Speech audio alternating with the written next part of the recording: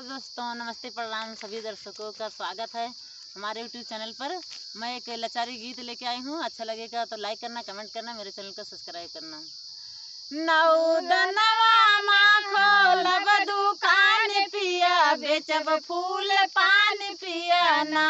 नौदनवा माँ खोलब दुकान पिया, बेचब फूल पान पिया ना। तोहरे जुल्फी के शान हमरे चोटियों के शान, तोहरे जुल्फी के शान हमरे चोटी के शान। अपने चोटियों से मारब तोहार जान पिया, बेचब फूल पान पिया ना।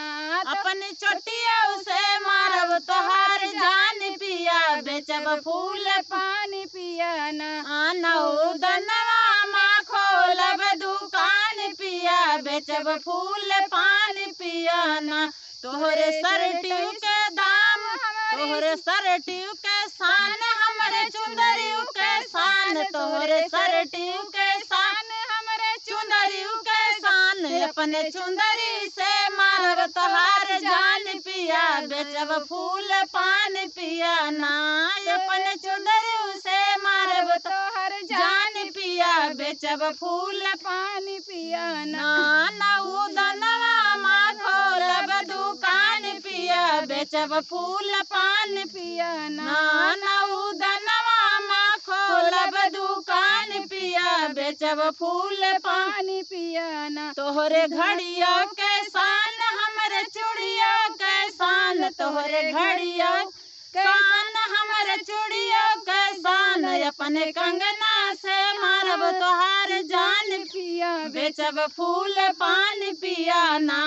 अपने कंगना से मारब तोहार जान पिया, बेचब फूल पान पिया ना।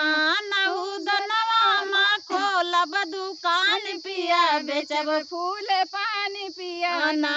नौदनवा माँ खोलब दुकान पिया, बेचब फूल फूल पान पिया ना। तोहरे जुतवा के शान हमरे संडिल के शान, तोहरे जुतवा के शान हमरे संडिल के शान। अपने संडिल से मारब तोहार जान पिया, बेचब फूल पान पिया ना। अपने संडिल से मारब तोहार जान पिया, बेचब फूल फूल पान पिया ना। नौदनवा माँ खोलब दुकान पिया, बेचब फूल पान पिया ना। हेलो दोस्त, वीडियो कैसे लगा कमेंट बॉक्स में जरूर बताना।